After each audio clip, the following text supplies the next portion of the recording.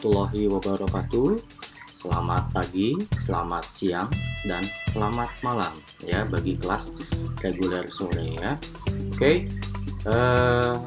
tidak terasa hari ini kita sudah masuk ke pertemuan keempat. Materi sub CPMK keempat untuk mata kuliah Manajemen Pemasaran Organisasi Non-Bisnis adalah mengenai memetakan lingkungan internal dan eksternal. Oke, minggu lalu kita sudah membahas mengenai sumber daya apa saja sih yang dibutuhkan dalam perencanaan pemasaran sosial. Nah, sekarang kita masuk ke dalam tahap perencanaan selanjutnya, yaitu kita harus menganalisa atau memetakan lingkungan ya. Jadi kalau kita mempelajari lingkungan bisnis itu ada lingkungan internal dan ada lingkungan eksternal. Oke, baik, untuk mempersingkat waktu, ini slide-nya nggak banyak ya, mudah-mudahan bisa diikuti dengan mudah ya. Mari kita simak video penjelasan ini. Saya harap semua bisa fokus ya. Apabila nanti mungkin merasa lelah, ya silakan istirahat dulu, cari waktu yang tepat untuk mempelajari lagi. Itu ya saudara ya. Baik, kita masuk kepada slide bagian. Baik saudara, kita masuk ke dalam tahap perencanaan berikut ini ya. Yang pertama adalah mengenai dalam pemasaran sosial kita harus memilih fokus ya, memilih fokus kampanye. Nah, memilih fokus kampanye ini ada dua tahap gitu ya. Yang pertama ini kita mengidentifikasi pendekatan potensial untuk fokus kampanye. Nah, proses identifikasinya itu apa aja sih ya? Jadi kita di sini ada tabel ya. Ini saya ambil dari diktat. Jadi tabelnya ini kita melakukan identifikasi ya berdasarkan isu sosial dan pendekatan potensial untuk bisa fokus gitu ya. Oke, kita mulai dengan isu sosialnya dulu ya. Jadi isu sosial dan hipotetikal yang mensponsori organisasi.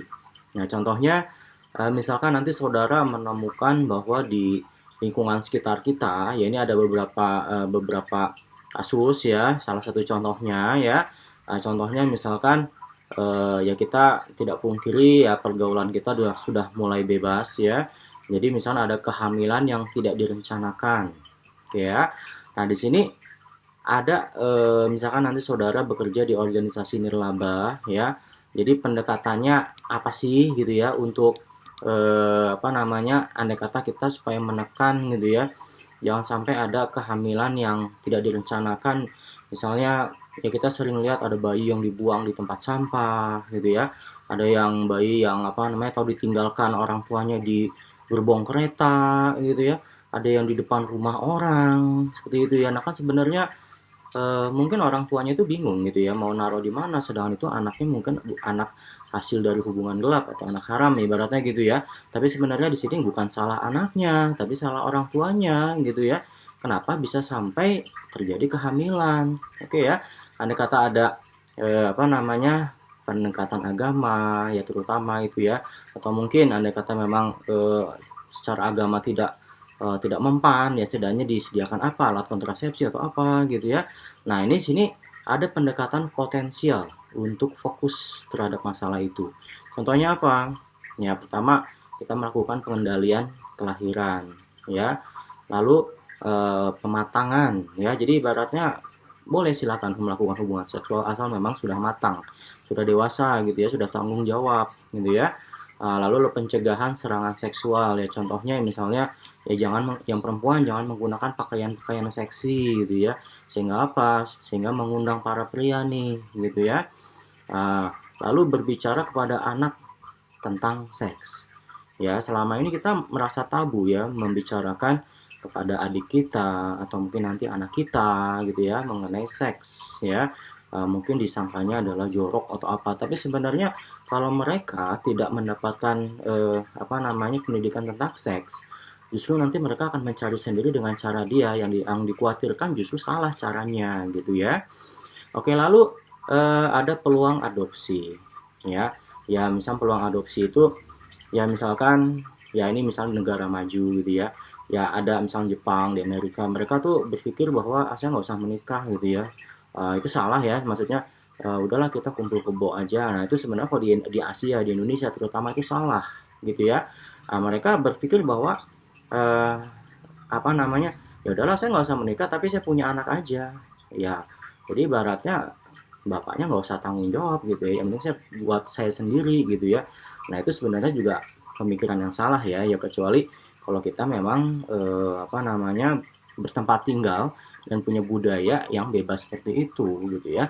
Tapi kalau kita ya ibaratnya kalau misalkan memang mencegah gitu ya, mencegah supaya jangan ada kehamilan seperti itu, ya kenapa andai kata kita mau merawat anak, ya kita adopsi aja atau menjadi orang tua asuh ibaratnya gitu ya. Oke, lalu penyuluhan aborsi. Nah, selama ini para remaja kita yang hamil duluan gitu ya, mereka berpikir bahwa aborsi aja, minum obat atau mungkin ada ke klinik gelap gitu ya yang ibaratnya sudah kejadian di aborsi. Ibaratnya kembali tadi ya, anak kan nggak salah gitu. Kenapa mesti dibunuh gitu ya? Nah, jadi ibaratnya udah gitu bahayanya pertama ya membunuh anak dan kedua secara kandungan itu kadang-kala berbahaya bagi si wanitanya ya. Nah, makanya nih ada penyuluhan mengenai aborsi gitu ya. Oke. Oke, saudara, kita masih ke memilih fokus kampanye ya. Misalnya lagi saudara nanti menemukan ada isu sosial dan hipotetikal itu, ya kita nggak pungkiri ya, saya pribadi di lingkungan rumah saya ya, dekat Cimahi sini, itu saya sering kali melihat anak-anak muda itu mereka mabok.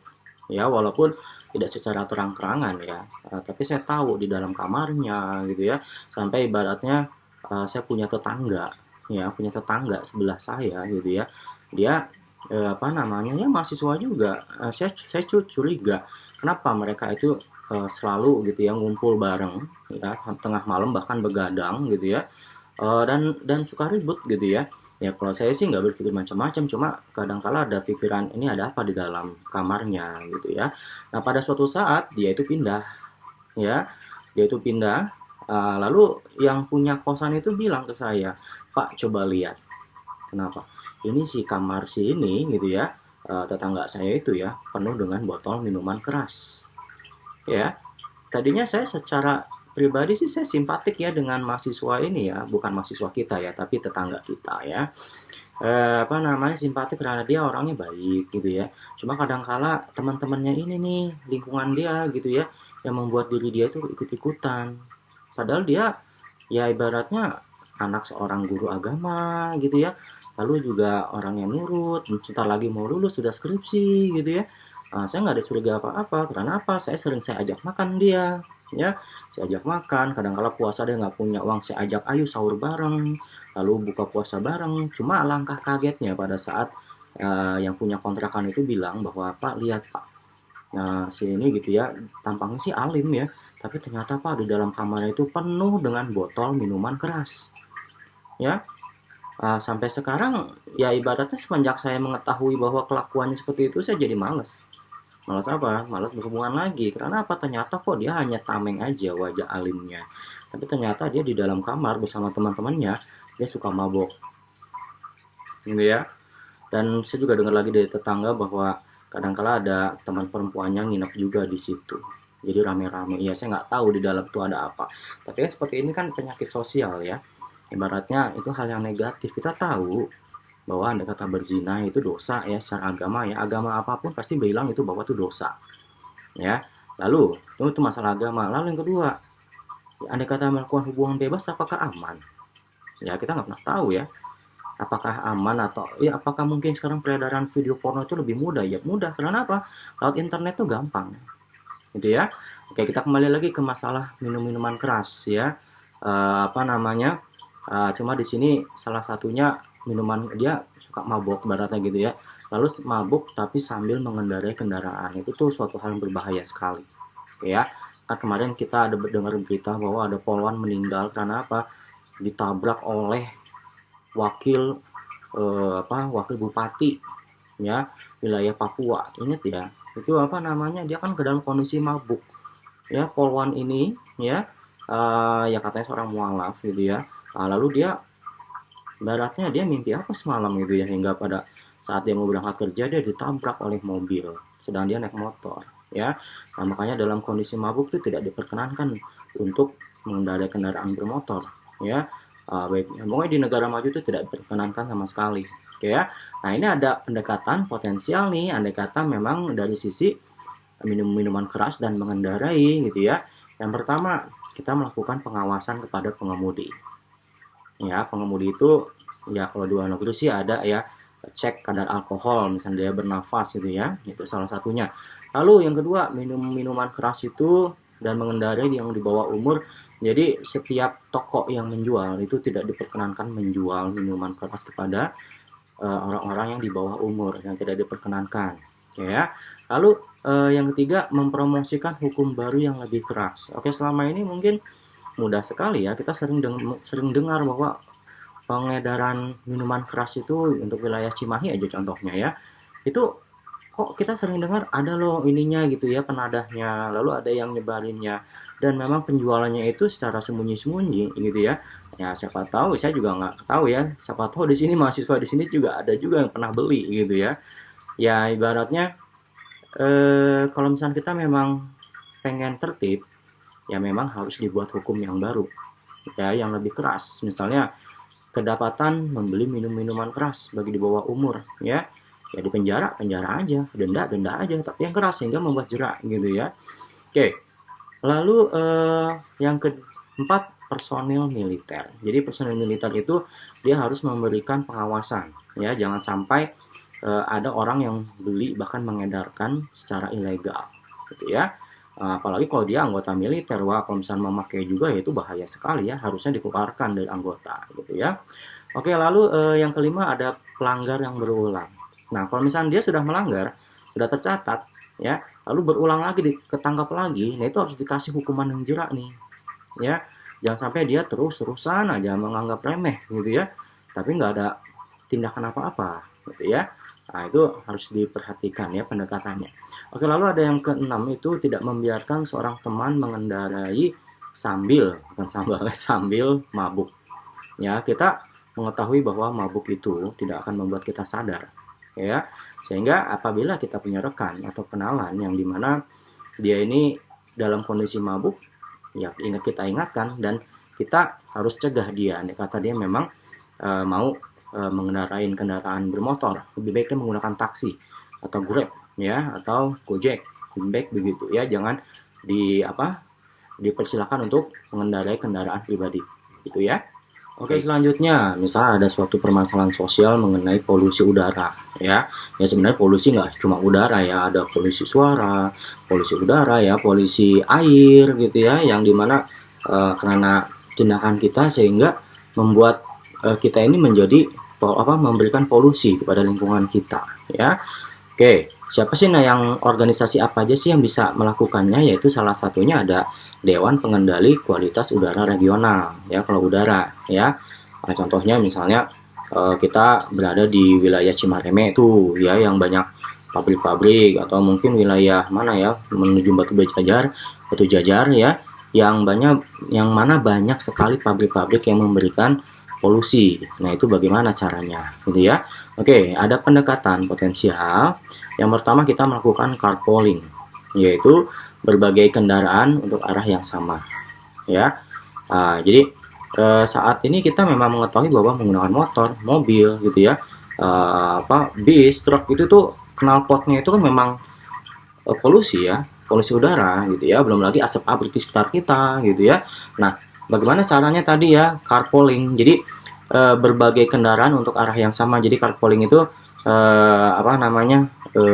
jadi kita sama-sama mau ke arah mana, Cimareme, Cimarema sana semua gitu ya. Kadang-kadang ada ayo kita numpang ya, ada sih ya fitur-fitur gitu ya, numpang cuma bayar berapa gitu ya.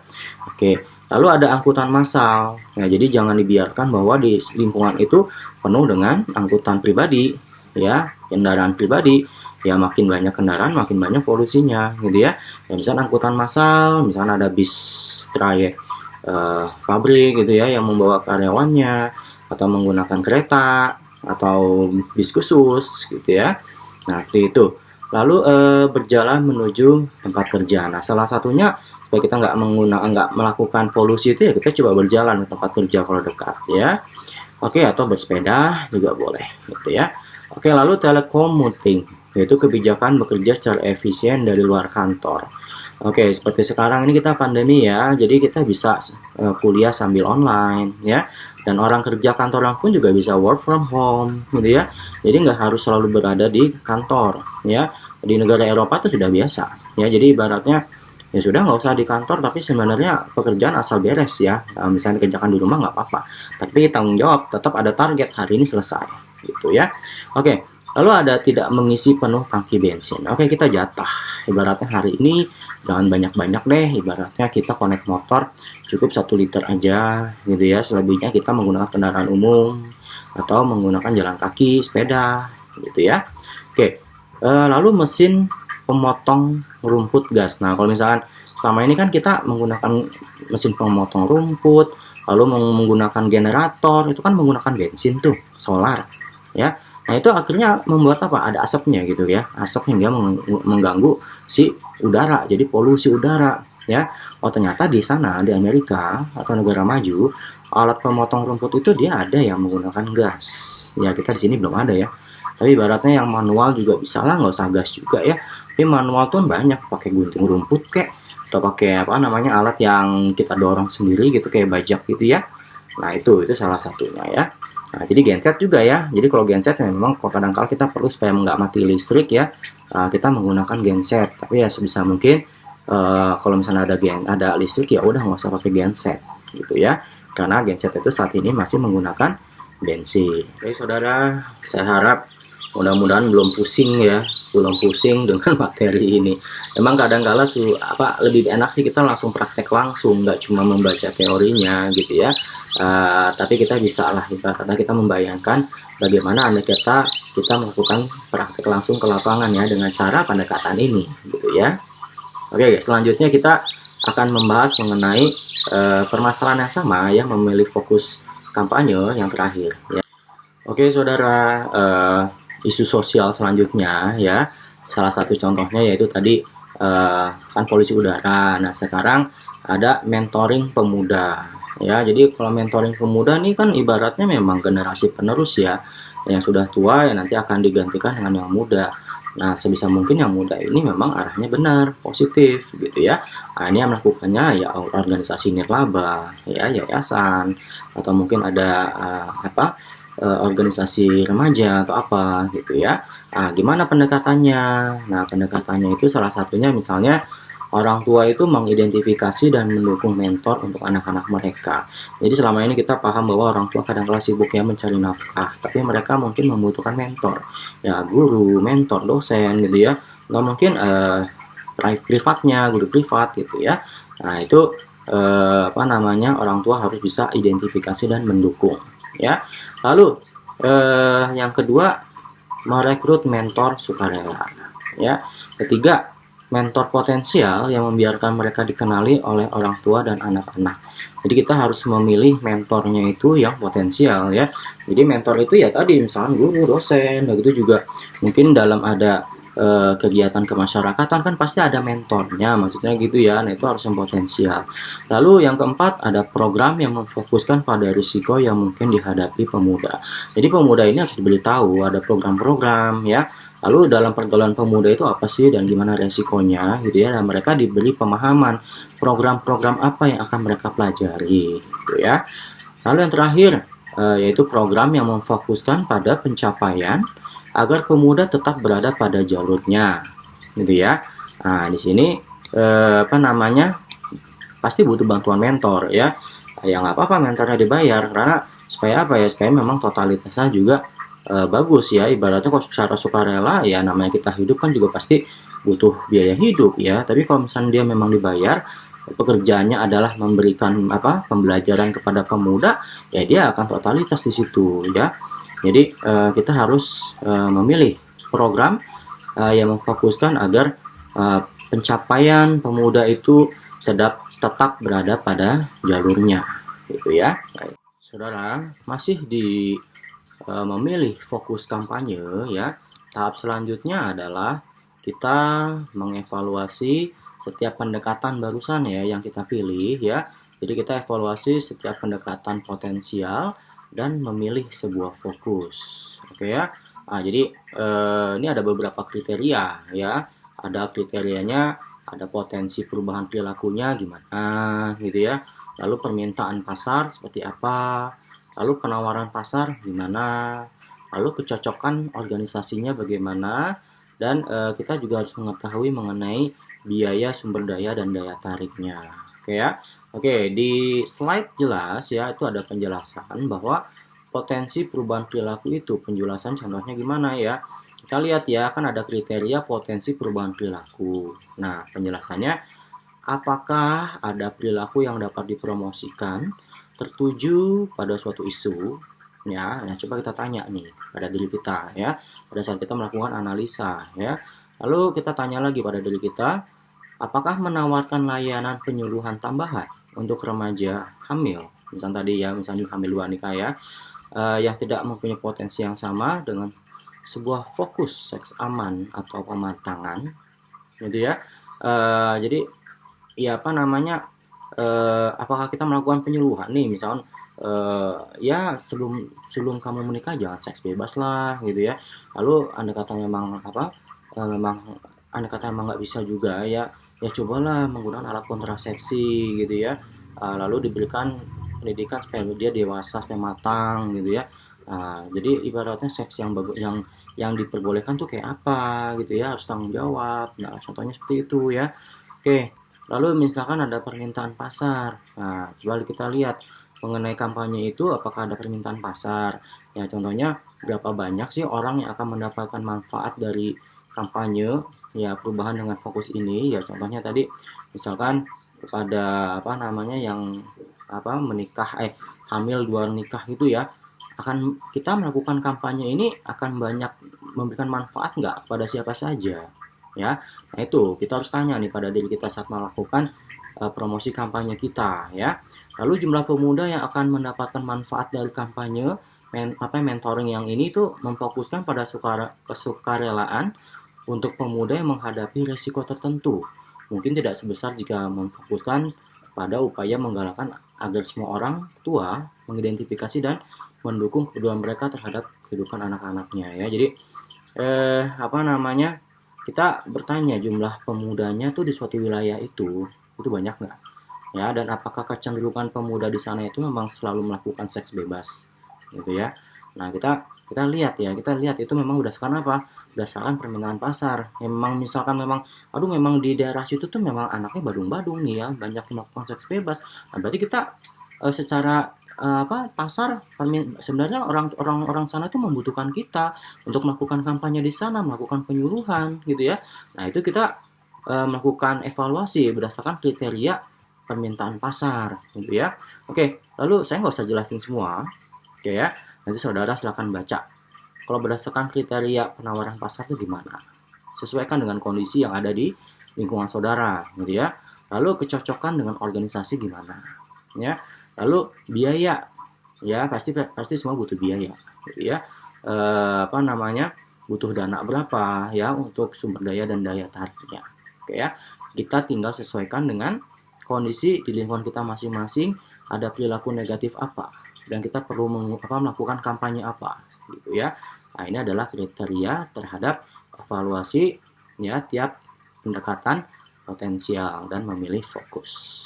Oke saudara, lalu setelah itu apa namanya tahapnya, yaitu kita melakukan identifikasi tujuan kampanye kita. Oke ya. Jadi tujuan yang luas dari kampanye, ya, jadi tujuan tersebut menjawab pertanyaan ya, apa dampak potensial dari sebuah kampanye yang sukses ya, dan apa perbedaan yang akan terjadi jika kampanye tersebut dilakukan. Oke ya, itu kita identifikasi tujuan. Jadi kita harus melakukan kampanye itu berdasarkan tujuannya.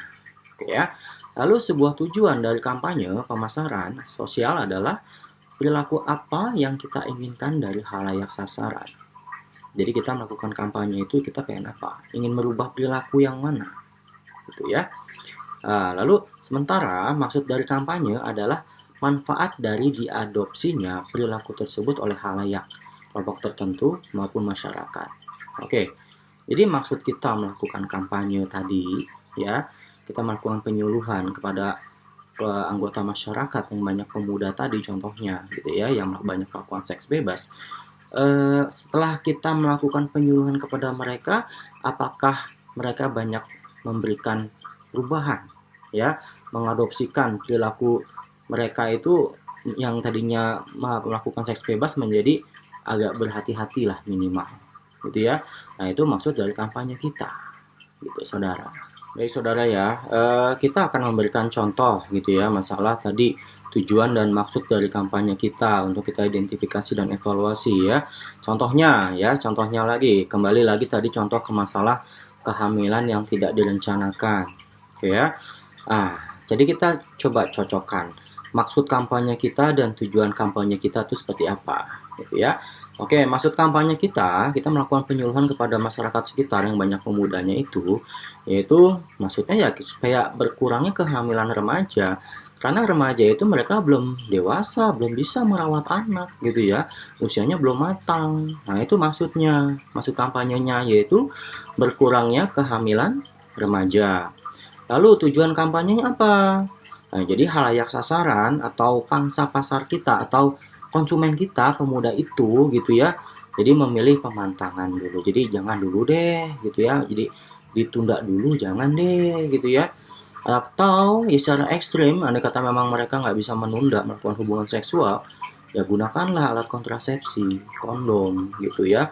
Nah, itu kalau misalkan memang ibaratnya ya itu sudah di luar agama sih ya gitu ya, tapi daripada nanti dia melakukan aborsi, ya sudahlah gitu ya, udah melakukan, bukannya saya menghalalkan ya, bukan ya, tetap nggak boleh gitu ya, itu karena agama itu haram ya, zina itu ya, tapi setidaknya mereka paham bahwa ya saya jangan hamil dulu ya, gimana caranya nggak hamil ya dengan menggunakan kondom ibaratnya gitu ya. Oke, yang penting mereka lebih paham ibaratnya seperti itu ya. Oke, salah satu contohnya lagi, nanti selebihnya kalian baca ya. Jadi contohnya tadi minum minuman keras dan berkendaraan gitu ya, mabuk lalu dia mengendarai kendaraan bermotor gitu ya. Nah, maksud kampanye kita apa ya? Jadi kita harus buat kolom kayak gini ya, maksudnya apa, tujuan apa, jadi kita jelas melakukan kampanye itu ya. Jadi maksud kampanyenya kita berkurangnya jumlah cedera akibat perilaku yang drinking ya, dan driving di bawah umur. Jadi maksudnya ya supaya jangan banyak yang melakukan mengemudi sendiri pada saat dia mabuk gitu ya. Lalu tujuannya apa? Jadi si halayak sasaran kita ini tidak mencoba-coba minum dan berkendaraan. Ya sudahlah. Kadangkala kalau saya amati gitu ya di lingkungan sekitar kita deh, kita amati ya, kenapa sih pada mabuk? Apa? Ikut-ikutan teman kan? Ya, atau mungkin hanya ingin sekedar refreshing ya, atau mungkin sekedar gaya-gayaan, itu kan tujuannya. Tapi dia tidak berpikir secara negatifnya apa buat saya ya, negatifnya apa buat saya, buat lingkungan, lalu secara pribadi hubungan kita dengan Tuhan gitu ya, itu sudah berdosa. Nah, coba kalau setiap pemuda itu paham, sadar seperti itu ya. Jadi selama ini pendekatan agama nggak ada ternyata, gitu ya, tidak ada rasa takut pada Tuhan ya. Tapi bagaimana kalau lingkungannya di lingkungan sekuler ya, mereka kan tidak takut sama Tuhan, tidak percaya Tuhan ya, negara komunis seperti itu contohnya ya. Tapi gimana cara supaya merubah, jangan suka mabuk dan jangan jangan berkendaraan ya, saran seperti tadi ya. Jadi diberi penyuluhan, di bawah umur tidak boleh minum minuman keras dan tidak boleh mengendarai kendaraan bermotor.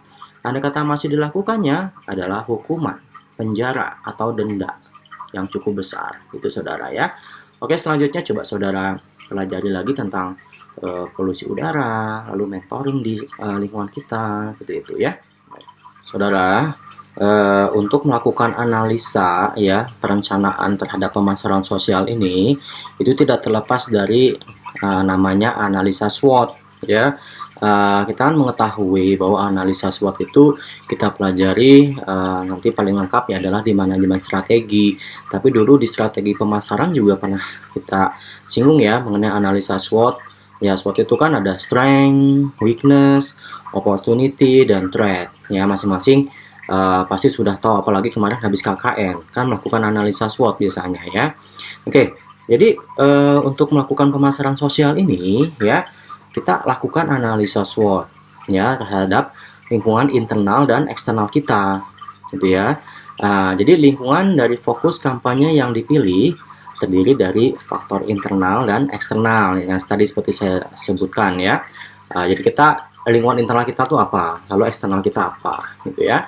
Yang dapat memberikan dampak pada kemampuan pemasar sosial dalam mengembangkan dan mempertahankan pengaruh sukses mereka terhadap halayak sasaran, gitu saudara ya. Masih ingat ya, lingkungan internal itu terdiri apa aja, lalu eksternal apa aja, gitu ya. Jadi ingat dulu mata kuliah semester 1 ya, lingkungan bisnis terutama ya.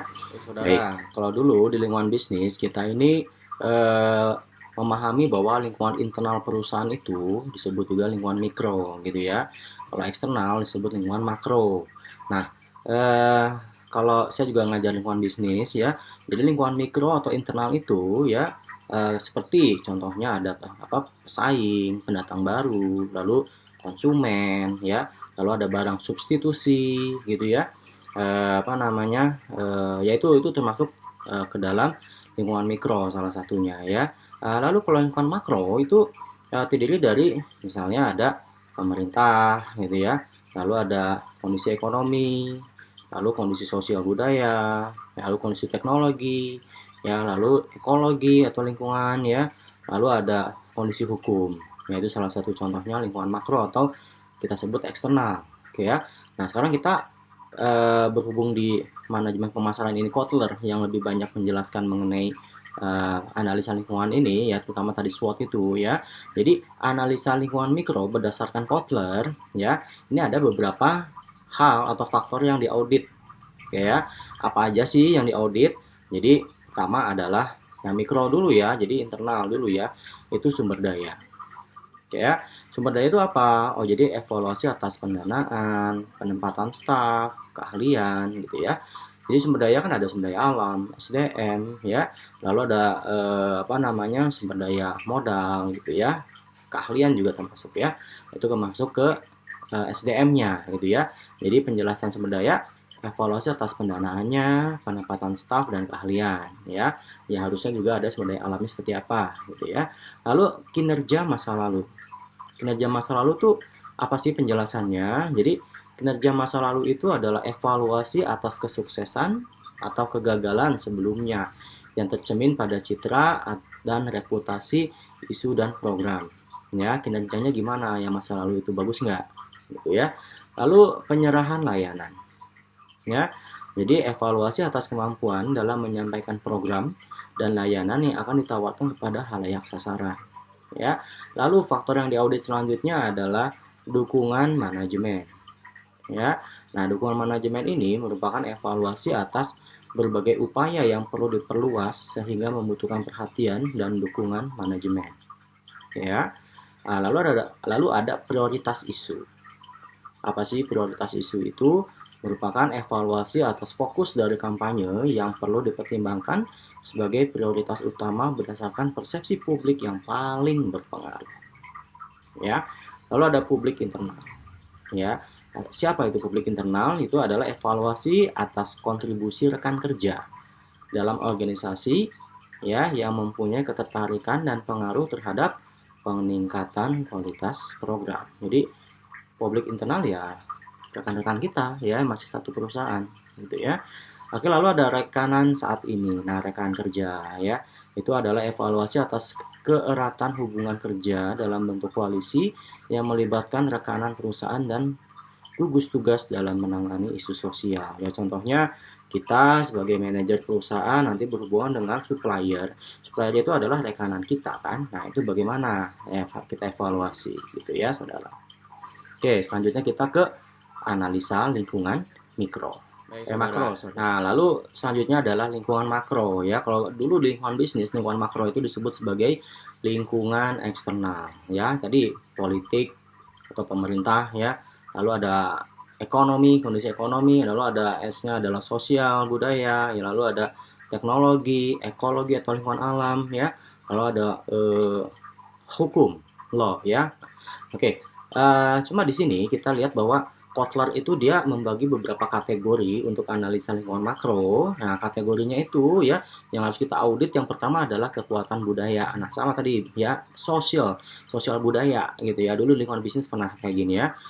Penjelasannya kalau kekuatan budaya itu gimana? Jadi nilai, norma, persepsi, pilihan, dan perilaku masyarakat yang berpengaruh terhadap keputusan pemasaran sosial. Nah, jadi kita lihat ya, kita melakukan analisa, kita mau melakukan penyuluhan kepada masyarakat. Kita lihat dulu kekuatan budaya di situ ya. Nah, nilainya gimana, normanya gimana gitu ya. Dan sampai kita melabrak si budaya tersebut, malah kita nanti yang salah, kita yang kena gitu ya. Dan sampai salah. Oke. Lalu kekuatan teknologi.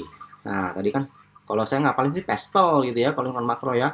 P-nya tadi kan pemerintah atau politik, E-nya ekonomi, dan seterusnya gitu ya. Lalu kalau kekuatan teknologi itu adalah peluang teknologi, produk, dan pasar baru yang perlu dipertimbangkan pemasar sosial. Ya, ini hubungan dengan teknologi. Lalu kekuatan demografi.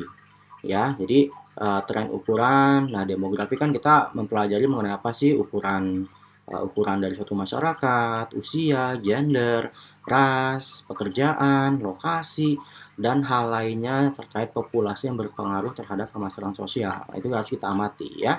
Lakukan analisa SWOT di situ juga. Oke, lalu kekuatan alam. Ya, jadi di sini ekologi ya, di sini alam ya. Jadi isu dan kekhawatiran terhadap perubahan lingkungan alam. Oke, contohnya misalnya ada suatu lingkungan masyarakat yang dimana dia terbiasa selalu selalu ada ya di negara Eropa ya, dia ada budaya di mana dia harus memburu ikan paus ya. Nah, lama-kelamaan kan ikan paus itu akan habis ya, karena apa, proses budaya mereka sebenarnya gitu ya. Jadi berburu ikan paus yang berhasil membunuh ikan paus, dia dianggap menang. Nah, itu suatu perbuatan yang salah sebenarnya, karena apa, akan mengganggu alam, habitatnya juga, nanti berpengaruh ke alam juga, dia juga, manusianya juga yang akan rugi gitu ya. Jadi isu dan kekhawatiran terhadap perubahan lingkungan alam. Oke ya. Lalu ada kekuatan ekonomi ya, juga ekonomi ya. Itu tren yang mempengaruhi daya beli dan pengeluaran konsumen. Oke. Lalu ada kekuatan politik atau hukum. Ya, politik atau law gitu ya. Hukum dan tindakan pemerintah yang dapat mempengaruhi upaya-upaya kampanye dan atau khalayak sasaran. Ya, ini berdasarkan hukumnya gimana ya. Lalu yang terakhir adalah publik eksternal. Ya, siapa tuh publik eksternal? Yaitu kelompok di luar organisasi yang memberikan dampak potensial dan aktual terhadap khalayak sasaran. Ya, contohnya ya, saat ini anak-anak muda itu lagi gandrung terhadap Korea, sepak Korea gitu ya, grup band Korea, drama Korea. Nah, bagaimana sih supaya ibaratnya grup anak-anak muda kita ini bisa terpengaruhi secara positif, oke ya, ibaratnya seperti celebrity endorser lah gitu ya. Nah, mereka bisa nih orang-orang Korea itu membuat kampanye juga gitu ya, sehingga didengar oleh pemuda-pemuda kita yang selalu menggandrungi mereka. Ya, contohnya, ayo kita jaga kelestarian alam kita, ayo kita cintai budaya kita. Nah, seperti itu ya.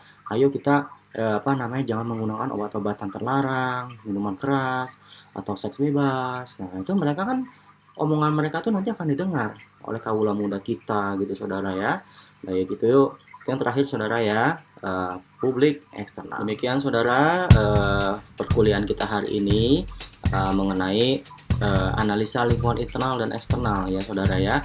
Jadi kembali lagi kita melakukan analisa lagi ya untuk tahap ini ya, seperti tadi akhirnya kita melakukan analisa SWOT terhadap lingkungan internal dan eksternal kita. Baik saudara, selanjutnya nanti pertemuan berikutnya ya, pastinya akan berbeda lagi materinya, namun masih nyambung terhadap tahapan proses perencanaan ini gitu saudara ya. Baik, demikian perkuliahan kita hari ini. Mohon maaf apabila ada kekurangan. Akhir kata saya ucapkan wabillahi taufiq wal hidayah. Wassalamualaikum warahmatullahi wabarakatuh, dan selamat pagi, siang, sore maupun malam.